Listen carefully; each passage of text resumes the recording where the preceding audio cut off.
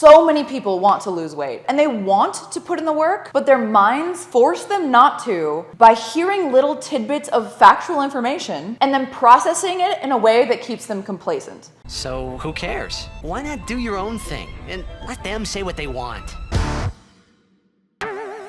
What's up guys, and welcome to a video. It has been quite a while since I've actually filmed a YouTube video, and you're probably gonna see this out of order and be really confused about this, but if this is my weirdest video out of the three in this setting that you've seen, there's a reason for that. It's because I've been focusing on other things and just been uploading different stuff. But now I'm back on YouTube. I wanna focus on YouTube and focus on the growth and continuation of a community here because I miss it so much. Today we're gonna talk about something that popped into my mind this morning, and in usual fashion, I put it in my list of things to make a video about, but usually those things go by the wayside because I lose passion for them and then don't want to make the video, or I forget why I even put them in there. So today we're going to be talking about the ways that we lie to ourselves with a specific focus on food and weight loss. So that should be interesting. There are two things that sparked this interest in me today. The first was talking to my boyfriend Hunter about switching up his workouts. So I would say it's as close to fact in the fitness industry as possible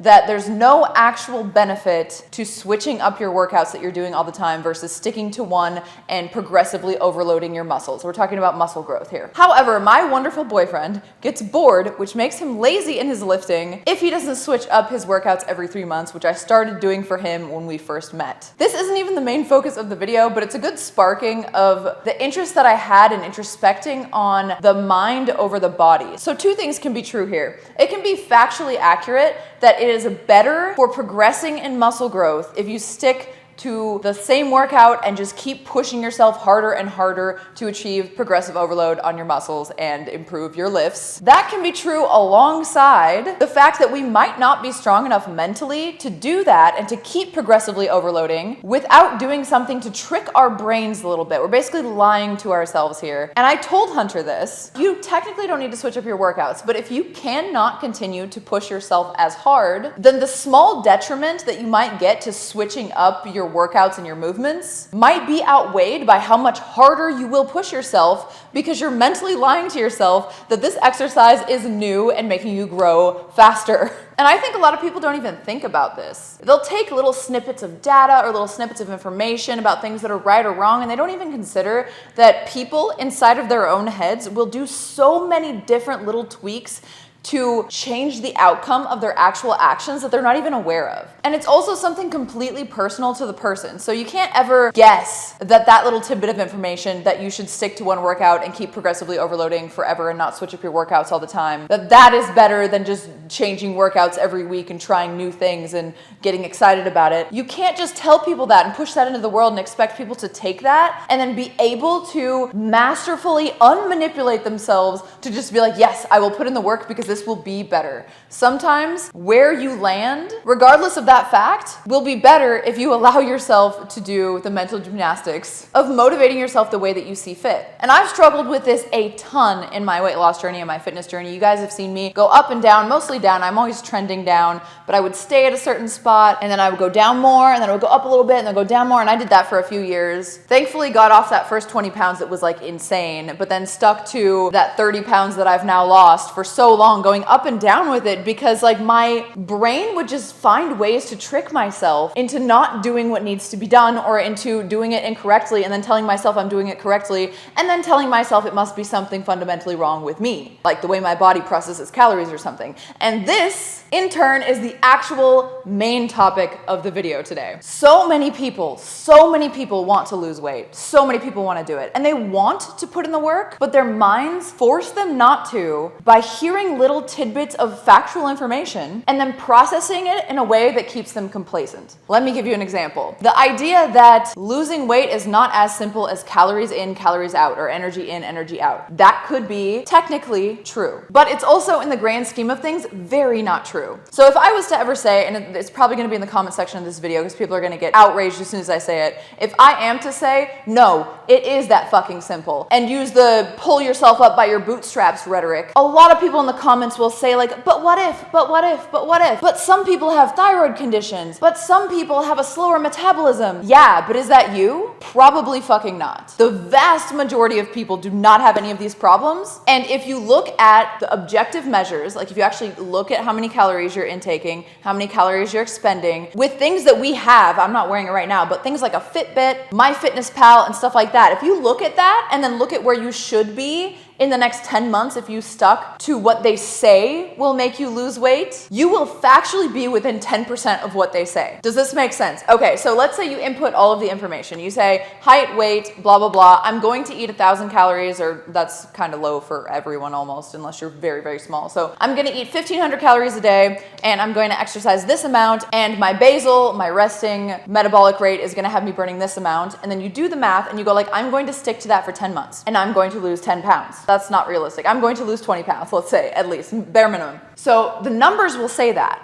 Now let's say you stick to it. Let's say you stick to it perfectly. It is possible. In fact, it's kind of likely that instead of losing the 20 pounds that it says you're gonna lose 15 pounds. You're gonna lose 18 pounds. You're gonna lose 10 pounds, even a 50% decrease in what they say. You might have a variable basal metabolic rate that's a little bit different than what they say it should be for your height and weight. Yes, that's absolutely possible, making it slightly harder. But think about this. If you stick to that and only lose that 18 pounds instead of that 20 pounds, that is a fucking factual loss of 18 pounds. But people will literally say, it's harder for me, my metabolism is slower, I probably have something, and I'm actually, this is one of the mind fucks that fucked me for so long too. I was actually doing things semi-wrong and being like, oh, I can't be doing it that wrong, so I must be low metabolism or something, or slow metabolism. Oh my God, I'm getting higher into my 20s or into my early 30s, so now my metabolism is lower. I am living proof that if you just do everything 60% right, you get 60% of the results. So why do people logic themselves into going, I probably have a slower metabolism, doing nothing right, and then at the end, instead of losing the 20 pounds that they say and being surprised, or losing 15 pounds, they just don't do anything and they stay the same. I have gone away from doing these like, not self-help, but like motivational. It makes me cringe out to hear motivational speaking and stuff like that, because I've noticed that people only make changes in their lives if they really, really want to, and this kind of information will only click with the type of person that I kind of am and the type of place that they are in their lives that's very similar to mine, or it'll only work with very, very few people. And I also think that watching a bunch of motivational videos, it just hits the dopamine centers, and then you end up not actually doing the work, which would be the long-term dopamine that you need. So a lot of people will go watching self-help gurus and shit like that, which I fucking despise, and I don't want to be one of those people all day, and then they'll make little to no changes, but they'll know how now, and they'll just like not even process the first video before they start watching the next video. So really these videos for me are just kind of like a diary of how I'm feeling and things that I'm thinking and epiphanies that I have. And if anyone can take that and mold that with their own experiences and their own loadout in life and do something cool with that, then that's awesome. If my message was the last thing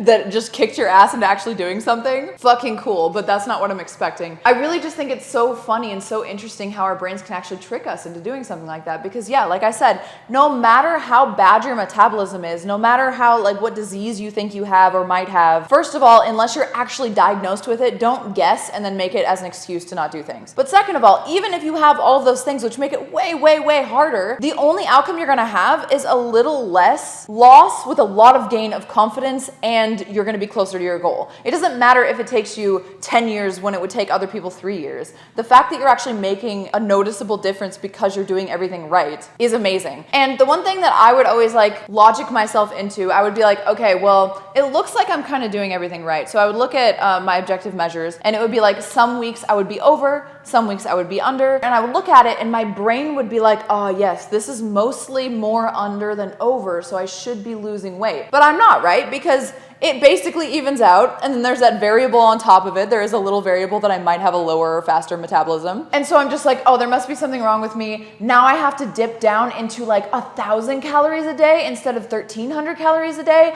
Oh, that just seems unhealthy. That's not sustainable. And my mind would go into this loop of just despair. So what I really needed to do was actually stick to the 1,300 a day, not religiously. I can have my weekends, I can do things wrong sometimes, I can fall off the wagon and then jump back on, but the point was that I jumped back on and actually did it right and looked at the numbers and didn't like try to guesstimate that I was doing things right and give myself the benefit of the doubt when I definitely should not have. What all I needed to do was stick to the 1,300 calories a day. I didn't have to go to 1,000 calories a day. I didn't have to never travel again or never have a cheat meal again. I just had to stick to healthy living habits. And that's why I think our brains get overloaded with overwhelming emotion, thinking about how awful things would be as a slippery slope. You know, like, I must not be losing weight, so then I'll have to go down to 1,000 calories at some point, and that will be impossible, and then I'll never go out again, and I'll never have friends, and I'll never have another slice of pizza, and that's the only way I can ever be like normal weight, which is what I am now. Like, it's insane to think about that. Like, I can be excellent without all of that disaster brain that I had before. I just needed to take everything one step at a time. So for me, how I untrick my brain is just making like small changes and then making them habits. I think people say it takes like 3 weeks to make something a habit. I've already my entire life had the habit of going to the gym, which I know is some people's biggest hurdle. So I didn't have to do that. My biggest hurdle was just like dealing with being a little hungry sometimes when I want to have some good food, or skipping those times when I want that dopamine hit after a long day of pizza. And being with someone, Hunter has been invaluable to me in this, because he, not like he is the one facilitating it, but like being around him with his routine and the way he likes to live, other than the partying portion of it, has been just instrumental in keeping me on track. Why am I not in focus?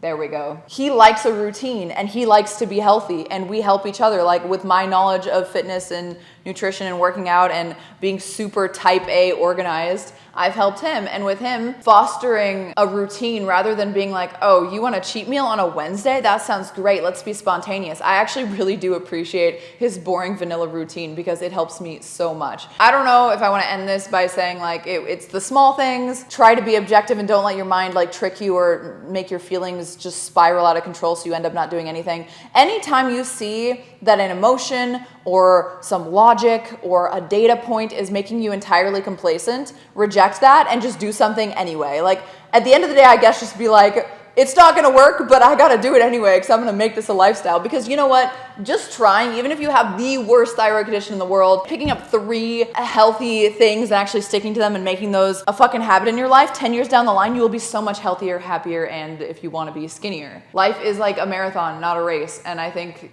that kind of shit, without the platitudes and the stupid quotes and everything, needs to actually sink into people. But I think on top of people not even introspecting about themselves at all, they let motivation guide them when it's not motivation. It should be habit and discipline. And those things can be hard to find when you don't have that inner drive, because you're demoralized because someone told you that like a lot of people have slow metabolisms and it's not as easy as calories in, calories out. But for me, 4 years thinking that it wasn't that easy, thinking that I had a slow metabolism, once I actually stuck to it with any relative accuracy, I've done this in 1 year. So, all right, I'm done with this topic. I love you guys so much. Thank you for watching. Please let me know in the comments if there's anything you want me to tackle. I'm really looking for something to replace Friday night mail. So if you have any ideas that don't involve like you guys sending me tangible objects or something, I mean, I would be down to do like try-on hauls or something. Actually, real quick, I'm editing this and I realized that I haven't posted about it yet, but I am bringing back Friday night mail. I'm just doing it through Throne instead of through Amazon wishlist, so that I won't have to have clutter. I'll just have things that I actually want,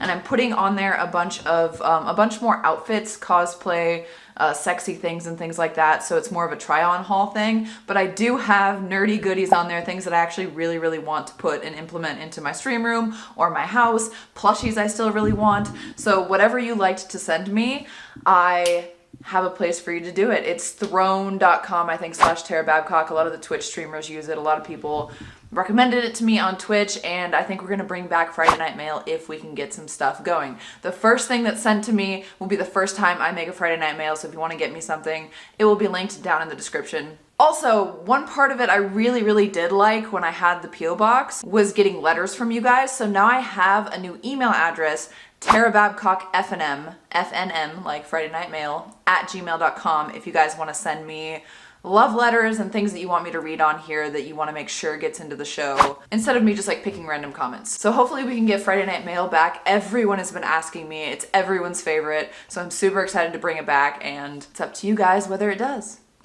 Let me know if there's any creator that does like a community show every week or a community stream that you really like, and tell me what I can do, because I really want to bring you guys back into the fold as friends of mine, because really this is the only place I get to be myself still, and I appreciate you guys so fucking much. Thank you so much for watching. Let me know your thoughts in the comments, and I'll see you in the next one. If you want sexy, spicy content that is so fucking hot, I have all the links. I have many vids, OnlyFans, Fansly. I want clip. I literally have everything. OnlyFans is the best. I have a VIP and free page, so you can get those links in the description, not the links, my usernames, because don't want to go against TOS, but I would be happy to see you over there too on my sexy side. Until next time.